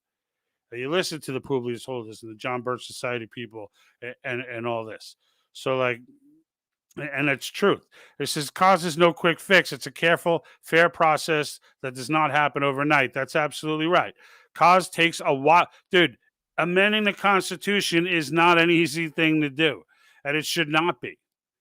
It should not be. It should be difficult. All right, because there has to be the topics that are used to amend have to be unanimous. They have to be something that everybody is in unity with. And these topics fit that bill. 55% of Democrat voters agree with the topics that we're trying to amend. All right, because they're universal. Right? We're not trying to enshrine abortion into the Constitution. We're not trying to do it. The controversial issues are not being touched here. These are the slam dunks. These are the home runs. These are the easy ones. These are the things that people can sit down at a dinner table and agree on. And the fact of the matter is, people don't understand what our power really is. They don't understand that the state legislature is where the power rests in this country. Because we've been taught for decades on end, myself included, all right, that was not the case, that it's all about the president. It's all about the Congress. It's not. It's not. They're beholden to the state legislatures. But we forget that because Congress is over the years and with permission of the court has infiltrated. They've bought their way into education thanks to our state legislatures having a for sale sign on our children. And they've been able to manipulate that. And they've been able to manipulate a lot of things that they don't have a place in. But that's reversible. Those things are reversible. Right? If we get our fiscal house in order, the Rothschilds are just another rich family. Just wrap your head around that. Okay? The Rothschilds don't have an army. They don't have any of that. They have influence. They have influence and they have money. But if we're not borrowing that money, they don't even have that. It's only so nice of a car you could buy. When you're worth $1 trillion, as they likely are, probably more than that. Once you're worth $1 trillion, once you're worth $1 billion, how much richer are you gonna? What nicer are you gonna buy that you didn't have before? So, but it's true that it's not a quick fix. And Tracy G here says COS supporters near Lock Haven, Pennsylvania, meet at the Ross Library last Thursday of the month at 6 p.m. Next meeting is 7/28. So, folks, there you go. If you're in Pennsylvania, this is where they meet. Get with Tracy G. She will, and I can tell you, if you go to the website and you click the link, you can get there from our webpage, thepatriotthinktank.com/cause. That's /COS, or just go directly to conventionestates.com. In either case, you can sign the petition. Once you fill out your information, the way we did it is we filled it out and people called us. They just straight called us right after that. So if that's the case, you get that phone call. They will figure out what you can do, and there's some videos you got to watch because we want to make sure you know what you're talking about, right? We don't want you getting caught on camera with someone on a video phone and you don't know the issues, and they come in slurring some stuff at you, and you don't know how to respond. So we want you educated first. That's why they make you do that, and I agree with it 110%. I went through it myself in the process of learning, among other things, but yeah, get involved. Get involved, right? There's no more. We need to be playing offense. That is my mantra right now. That's why I added that new T-shirt to the store, to play offense. I'm having one printed, so you'll see it. You'll see it shortly. I just sent it off to them, so they're gonna send it back to me. But once I have it, I'll start wearing it on the show. But there's we need to be playing offense. No more watching some weird news story and getting angry. No more Klaus Schwab making an announcement about what he's going to do and how they're going to implement their new digital currency and this and that. No more of that. That's all noise if we stay focused on this issue. If we stay focused on calling this convention, all of that is just noise. You don't even have to worry about it anymore because we're just going to fix it. We're going to, the issues that'll be addressed. Yeah, they don't fix every problem in the country, but two things. Number one, we could always call another convention. And number two, while they may not fix everything in the country, they make Marxism impossible.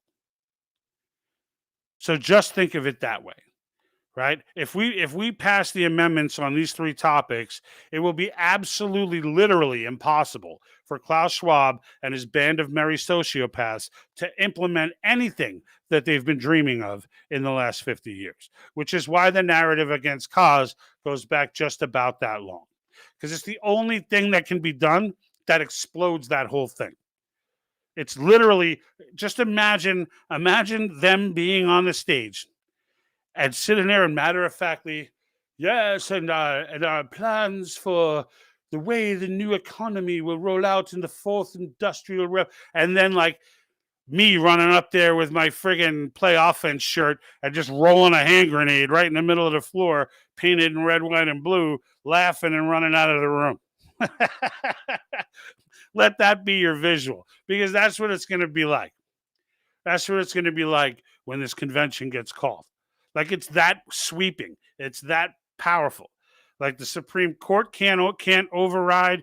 Nobody can stop the will of the American people when we get together and do it. And all of it is done peacefully. Like, it's so perfect and beautiful. I don't understand why more people don't get it. But you can understand now why I insist.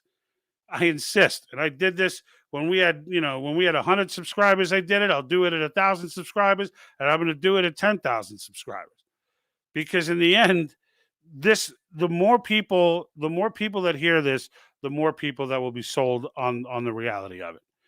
This is only a matter of educating our citizens. That's it. That's it.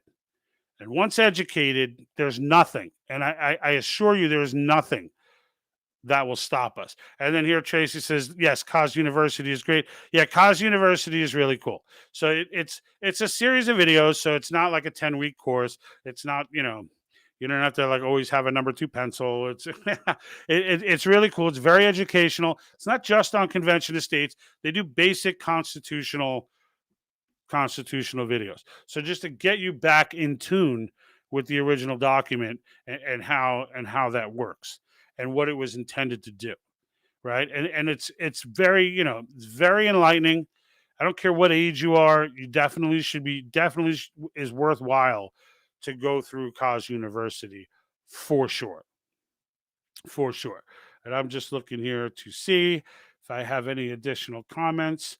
But yeah, so get to the website, get yourself signed up. This is the path. This is how we play offense. This is how we win. This is how we win. There's no need for nullification, which is going to end up in civil war. There's no need for us to exercise our Second Amendment right. We don't need to do that. At the price of bullets today, why would you even want to do that? You're going to pay $1 a bullet? Really? Come on. Save your money. Take the kids out to the park. Do something nice. Save it, because this doesn't cost us. This costs money to get the activism going. So I don't want to say it doesn't cost anything. It doesn't cost me anything except for what I donate to Convention of States Action. I definitely would encourage you to do that as well. You could set up like a $5 a month, type of deal. But you know what? $5 adds up, right? $5 adds up. So whatever you can afford, kick that in, because they are spending money. Like, they got to fly Meckler. This guy's been at like every friggin' state legislature this year. He's been there on site, on the floor, defending Convention of States, being a spokesperson. Like, they got their channels going on. I know personally how much that costs me. I'm not monetized, right? I mean, we sell T-shirts, but that's it. That's not enough to cover the store, to cover the channel. And the reality of the matter is, these things cost money. So yeah, you do want to donate as well if you can. But if you can't, that's fine. Donate with your time. Donate with your time. Be a social media warrior. Just educate yourself greatly. There's only one or two arguments. There's really one argument against it. All right, it's an old argument, and it's pretty easy to destroy. So once you got yourself, dialed in, and you understand the facts, maybe did a quick read of Madison's notes and of Federalist Paper 40, some things like that. Once you get yourself well versed, and we've got videos out the wazoo as well to help you with that, then get out there and start cranking it. Share our content, share content from Convention of States Action. I mean, we're the only two that really are, all in kind of thing. I mean, Levin is all in, but he's got a show that covers a million different topics, where, like, I would say 85% of my material in some way ties back to the Convention of States, because this is a movement that you want to be. Once this goes through, trust me when I tell you, they will be talking about this. They'll be talking about this for 250 years, because it's like a continental shift. It's just this. It's like a platonic. What do they call it? With the plates, right? Where like, I forget what it was called, but anyway, it's a titanic shift in American society. Things will it will be known as the time where America healed itself. That's what it'll get known as. Meckler will be a big deal. Everybody involved is gonna be a big deal. There'll be friggin' tributes, and every whatever date that it finally gets done will become a holiday. Like, that's how big of a deal it'll be, because it's fundamentally going to return freedom back to the people of the United States. You are not free right now. That battle is already lost. We're not fighting for freedom. Freedom has been lost. We're fighting to get it back. That's what we're fighting for. If you think that we're fighting to maintain our freedoms, those are gone. Most of them. Right now, what you're seeing is an illusion. It's an illusion. It's an illusion put in place to keep people passive. But you're starting to see, slowly but surely, the illusion is fading. And you're starting to see more and more. They're starting to talk more publicly about it. You're hearing the Klaus Schwabs, plate tectonics. There we go. Thank you, Tracy G. I said I said platonics, and I was like, well, that sounds like two people not kissing each other. It's plate tectonics. There we go. So that's the seismic type shift that we're going to be looking at once COS happens. All right. And you can be a part of that. You have to be a part of that. It doesn't get done without you. I don't care if you're Democrat, Republican, whatever. I don't care if you're knee deep in Trump dysphoria. This has nothing to do with Trump. So you can take solace in that, right? It has nothing to do with Trump. No trigger words here. You'll be safe. Yeah. I'm like, it's platonic. So, but yeah, no trigger words. It's going to, there's no, you don't have to yell about Trump. You don't have to scream insurrectionist. You don't have to do any of the stuff that everyone's been trained to do these days. All you have to do is get on board with some issues that we can all agree on, right? And how refreshing is it to finally start to find issues that we all agree on? I've had some straight out people, most of it comes from Twitch, but I had some straight up people on Twitch get on here and just start saying they're a Marxist. But even they were like, yeah, we need term limits. Like the issues are so common sense that even even if you're a Marxist, you're like, yeah, these people, they need some term limits. So, in the end, yeah, they're spending way too much money. We can agree on that. Like, or like, yeah, man, my friend lost their job over that vaccine stuff. I'm down with the government overreach. Like everybody has a reason of their own to be in support of all three amendments. And the amount of change, like, there's been nothing like this. There's been nothing like this, like, as a movement or as a path to success ever. This is the greatest process to do it, and never has it had the momentum that it has right now. And for that, we have Brandon really to thank.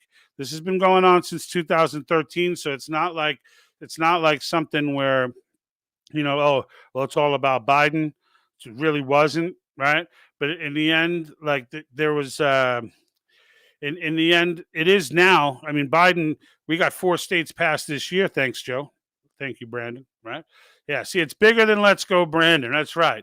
That's right. It's bigger than Build Back Better.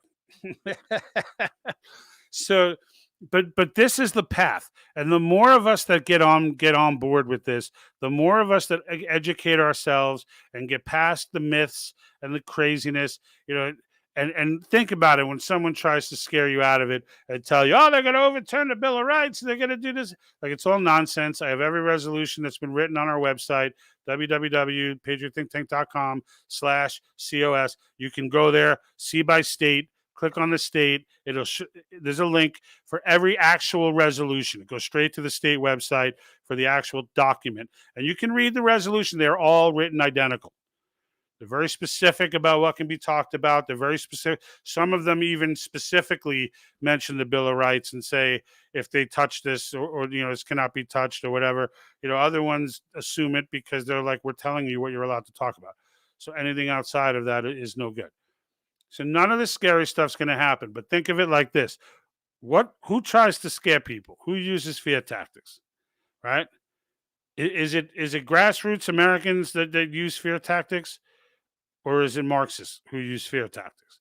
Is this not the classic? I mean, that's the first thing that you should think of to start you on your path of reading up on this stuff yourself. And you will always, always, always have me as a resource. So you can come on every Wednesday night. We're here. If you have questions about convention of states, every Wednesday night, 5:30 p.m., we're going to talk about some topics like we did today with the banning of TikTok and then President Obama doing the behind the scenes thing. But we're going to have those kind of topics that are topics of the day to talk about. But then we're always going to have this Q&A, regarding COS, and really, exist here in that space, so that if there are people, that are on the fence, and they have questions and they've read into it and they've heard both sides, but they're not really sure who to believe, have them come on. I'll be more than happy. I'm going to leave comments. I'll be more than happy to break down and answer any questions. You see how I post almost everybody that comments across platforms, everyone I can get to anyway. And the fact is, I'm here for you. So if it comes down to it and you have questions, you're not sure, you don't fully understand it, go check out our series. We've got an Article 5 for Dummies series. A lot of this is, you can catch it on either Facebook or YouTube. Most of it is on Rumble, and most of it is on MeWe as well. But I would recommend using Facebook or YouTube for one of those, because it's just easier to find. Rumble, God bless them for the freedom of speech, but they're clunky, and it's a tough platform to work with. But at the same time, we never got banned for these videos, so they exist. So we got banned twice for other reasons, but not for those videos. So Article 5 for Dummies, Runaway Convention, debunking the Runaway Convention. We get into the nuts and bolts of why it is that these people are wrong, and take those arguments, put them together with the other factual information you get, and then come to conclusions. And I know where your conclusions will take you if you continue the reading, and that's where it comes through. It really comes down to that. And it says, yes, my brother's a lifelong Democrat and he likes the COS platform. Yeah, for real. for real. Like the COS platform, it's look, the diehard Marxist is not going to dig it, right? Because it destroys Marxism. So clearly, Marxists will not like it. They don't want power in the states. Power is absolutely necessary to be centralized if Marxism can at all be implemented. So there's that. But in the end, actual Democrats, like actual, like Bill Mayer, for example, who I agree with on almost nothing. But clearly, when you listen to him speak, he's clearly not buying into all the Marxist craziness path that the Democratic Party has been hijacked by. He's clearly not, he ain't buying into Republican stuff either, but he's clearly not following them down that path of psychosis. So, and there are plenty like him who are out there who we can spend all day disagreeing on different issues, but they're not down with the regurgitating of slogans, and they're not down with the with the crazy stuff that's going on. They're just rational people who disagree on points. So those people, that's where, when you see 55% of Democrats support these issues, that's who we're talking about. We're talking about the sane people, right? Not the people that I had on that TikTok video earlier. And for anybody on now that wasn't on earlier and didn't get a chance to see that TikTok video that we did, I'm going to ask you, it's going to release in a day or so. So when it does, I ask you to share the hell out of it. Those types of videos have really helped us to grow our channels and our platforms, because they're quick hits. They're designed for sharing. They're not long dialogues and long things like this where we're answering questions and things like that. They're just quick hits for the attention, for the minute attention span, right? And they tend to do us very well. So it would be helpful, to make sure that you can share that, because otherwise Facebook shares nothing. Our distribution naturally, organically, is nothing. We've got videos on YouTube with 15%, sometimes 20% click-through rates, and they get in front of 100 people. Like, how is that possible? Like they say, if you have a 3% click-through rate, then that's a good click-through rate. And I'm getting 15% in some cases. And then eventually, I don't know who they put it in front of, but it'll be soaring. And then after 100, 200 views, and then all of a sudden, not. So we didn't get to 1,000 views because YouTube loves us. Let's just say, 1,000 subscribers on YouTube because they love us. That's not how this works. We got there because of you guys. And so I appreciate that greatly. And because it validates the work, right? It validates what you're trying to get across. It validates, what you're trying to do. And knowing that we can hold on to 10, 15, 20, 25 people on a random live event, and hold on to them throughout the show. Now, mind you, those are different people. People tune in, they tune out. But at the same time, being able to hold that throughout a show, is worthwhile, because when I look at numbers of what people usually do, except for the big guys, right? When you get 10,000 followers, 20, 30, 40,000 followers, then you start getting bigger audiences, but we'll get there. And then, yeah, Kevin says shadow banned. Yeah, that's what happens. It is. It's shadow banning. I kind of never knew what that really was until we did this, but that's exactly what's been happening. And then we got a comment. How did you feel about 2,000 Mules? So Jack and I did a couple pieces on 2,000 Mules. Look, I think it's up to the local legislature. It's up to the local sheriffs at this point. Yuma County, San Luis City, where that one whistleblower from the documentary was, they already went in there and they went in with search warrants. And, one woman has already pled guilty to ballot stuffing. This has to go on. This has to go on in every state, not just even the swing states for the Trump election. But that's not even Trump's not getting back in office that way. Okay. So I'm not even concerned about those states. I want this done everywhere. As someone who's in California, and Daily, you can probably relate to this because you're in California too. When you go to an election in California, the feeling that it's rigged is tremendous. And to those that are personal friends on Facebook, if anyone is even watching, when you saw that I posted in front of City Hall where I live, saying, I went in there with a ballot for me and my wife, and nobody cared. Like I had to grab them and be like, "Hey, I got 2 ballots." Okay.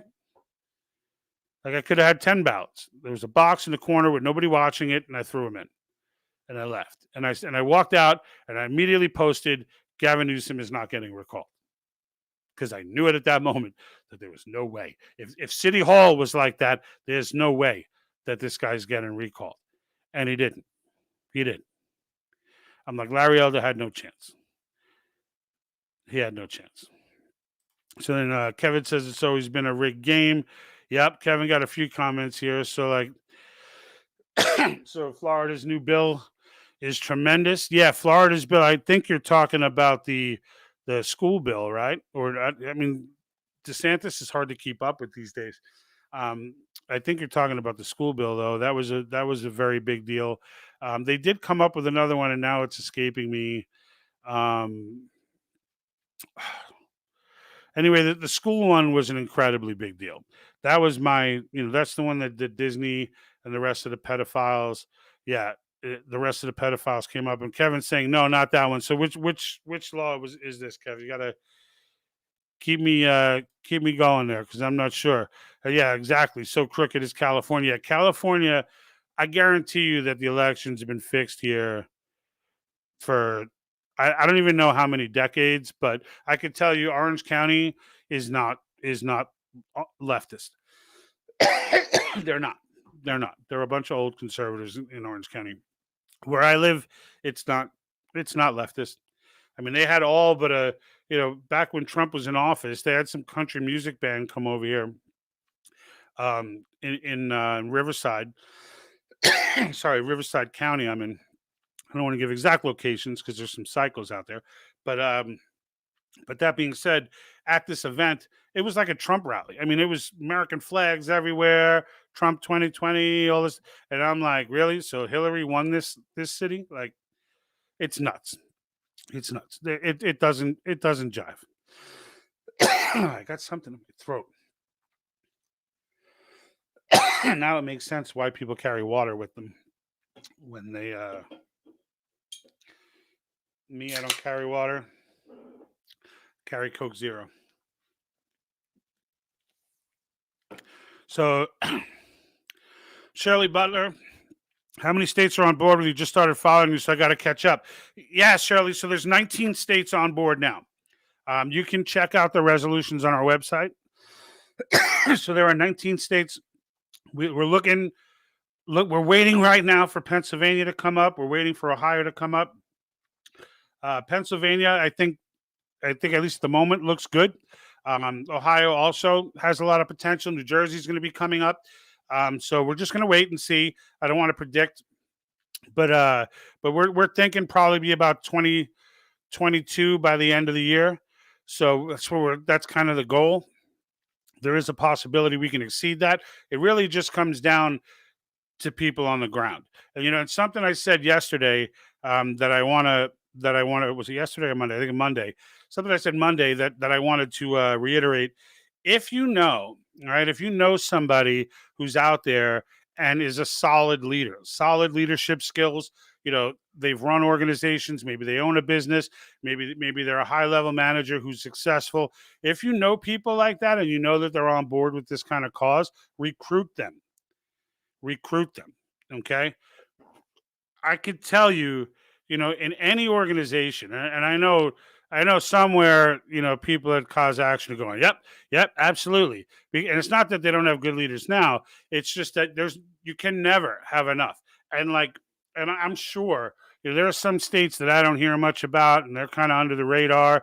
And then there are states where I didn't even think that it would have a chance, where it's passing committee, like Massachusetts. Like there are. So, and the difference between the two, I don't have to be in the organization formally to know, as I've run enough organizations to know this, it's in the senior leadership, and it's in how they're galvanizing the grassroots, how they're recruiting people, how they're getting everybody engaged. So if you know people like that, they're invaluable. You will do your country a phenomenal service by educating them on convention estates and getting them active and getting them involved and getting them to take a leadership role assuming it's not, assuming it's not in a state where it's already locked down. I mean, I don't know which ones, they need the high level leadership in. I'm not that ingrained in the organization, but like I could tell you in Massachusetts, they got it wrapped up. So in Massachusetts, me and Mike Arnold now, we chat every now and then. And that man, I had him on the show, and he's their state director now. He got him past committee twice, and after talking to him and meeting him and getting to know him, I understand, why that kind of progress gets made in a place like Massachusetts. And then I think to myself, there are other conservative states that should have more progress. And I don't want to get into where and what, but like there are some places where I think should have more progress and can use people like that. So I am personally trying to recruit high level leadership for a convention of states. All right, what do we got here? Let me just pull some of these comments up. Sorry, Kevin says, if you're caught with more than one voting ballot, jail time and a fine. That's the Florida law that I was asking about earlier. So that's awesome. Yeah, that's a big deal. And look, that's DeSantis, right? DeSantis ain't playing. Like you try and pull this crap with DeSantis, if we say jail time, I ain't gonna be shocked if it ends up being like 2, 3, 4 years for something like that, if not longer. So this is not something that a game should be played with. These people need to go away. I want all the mules in jail until they start singing. That's my whole thing. So it says I'm having a city inspection at my residence, maybe because of my Trump. yeah, for sure it's because of that. For sure it's because of that. Screw these people. Screw them daily. I don't care. Like, bring it on, folks. Bring it on. I'm over it. I don't even want to get it.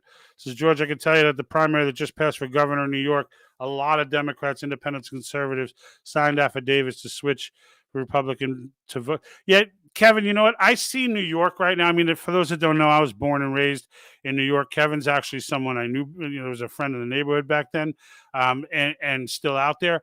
And what I would tell you, New York to me right now, and San Francisco might even be getting this a little bit too. I'm starting to see a Giuliani moment start to formulate. I'm hoping that it's true. I'm hoping that I'm seeing it correctly. And for those that don't know, like, New York was just as gruesome as it is now when we grew up, in the 80s and whatnot. And I mean, it was disgusting. There were bums everywhere. Times Square was all peep shows and hookers. And it was bad news. And then, not that the peep shows bothered me at 16, but but as an adult, it's pretty gross. And when you think back on it, it's pretty gross. In the end, though, Giuliani finally got elected, and within 2 years, after decades of just squalor and decadence, within 2 years, he turned the entire city around. Safest large city in the world. I couldn't believe it. I came back from college, and I was I showed up. I went to go take the train. It didn't smell like urine. I was like, what the hell? 80th Street Hudson was my stop. And I go up the stairs. It doesn't smell like urine. Went up on the platform. There was no graffiti. Still doesn't smell like urine. I'm still feeling like I'm in the wrong city. Train shows up. No graffiti on it. I was just dumbfounded. at the entire experience. The whole way into New York, I was headed to Chambers Street. Whole way down, which is the old Trade Center stop. The whole way there, it was clean. I couldn't believe it. And he did this in 2 years. It was stunning. So I have a feeling that they're getting to that point again, where he got elected because he took down the 5 Godfathers and whatever. But let's hope, I'll say a prayer for New York. Yeah, I'll always love New York. I won't live there, but I always love it. That being said, I don't want to live here either, but I'm stuck here. So, I'm kind of stuck. I'm looking, Tennessee, Georgia, something like that now. But we'll see. Says, I tell people I live in the best part of New York. I tell them it's California. Yeah. I guess in the end, when you look at the politics being almost identically terrible from California to New York, it's, I guess the weather wins the day, right? At that point, like whichever state can get sane on the political side first, I guess, would have that edge. But right now, I think, the weather probably trumps, probably is the deal breaker at this point. But like I said, I'd rather be in Texas any day. So, I'm ready to jump here, but I can't do it. We're stuck in here for a while. We got a pension that my wife is sitting waiting on. So we'll be here for a little bit. So good news for Californians because you get to keep me. Everyone else, though, no dice. All right. I'm going to go ahead and call this a day, guys. I appreciate everybody being on, but I am hitting the 2-hour mark right now. And I have to somehow develop some semblance of a life outside the internet. So, but look, again, as we said in the very beginning, thank you for, we got to the 1,000 subscriber mark on YouTube. Great milestone. We got there ahead of most channels from a time span, almost a year. Google said it takes about 22 months to get to it, and based on their statistics. So I'll go with them since they own YouTube, and we did it in 13, and that includes being suspended for a month. So that's pretty tight. So I'm actually very happy that we were able to do that, and we couldn't do it actually without you guys. So thank you. Let's see. Can you tell how many people in PA are listening to you now? No, I cannot, Tracy. All I see is there's a little eyeball above the screen, and it gives me a general count of viewers, but it doesn't tell me where they are or what their addresses are or anything like that.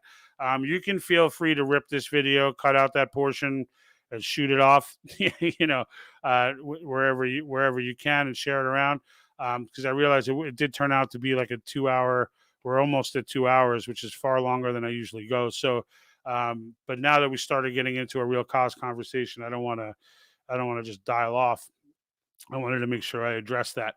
So, again, though, look, what you could do, Tracy, have people reach out.